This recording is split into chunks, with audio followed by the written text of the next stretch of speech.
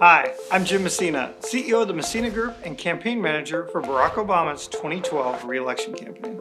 In this series, we're taking a look at the different scenarios for how President Biden can win the White House in 2024. Today, the blue wall. The Democratic blue wall is made up of states that voted for the Democrats in every presidential election from 1992 to 2012.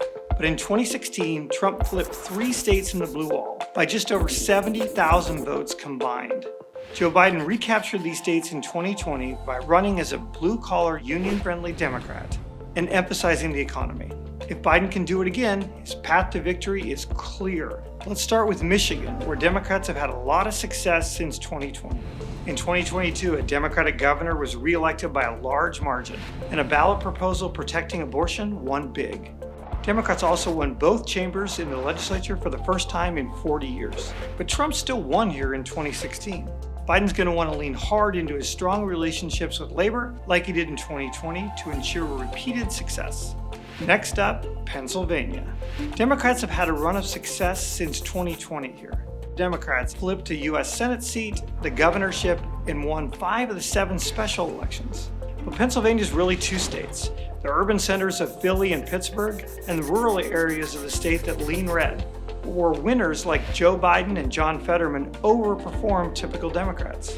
While things are trending blue, the legislature is still closely split between the Dems and GOP. Pennsylvania is going to be a close one. It always is. Finally, we have Wisconsin. When you run modeled simulations of the election, Wisconsin is the ultimate swing state, a state that more often than not determines the presidency.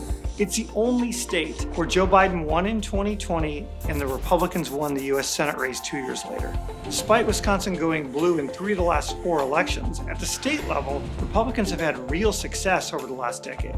But since Trump's victory in 2016, voters have come out in droves to put Democrats in statewide offices, including electing Governor Evers twice and re-electing Senator Tammy Baldwin in 2018. Trump won the state by about 20,000 votes in 2016, with about the same margin for Joe Biden 4 years later. So this state is going to be incredibly close. More resources and attention are going to be paid to Wisconsin than anywhere else. So these are just a few of the data points that I'm watching. If Biden keeps the blue wall intact but loses all the other battleground states, he could still win the election with exactly 270 electoral votes. That's why the blue wall is so important. Thanks for watching. Next time, I'll be talking about the Sun Belt strategy.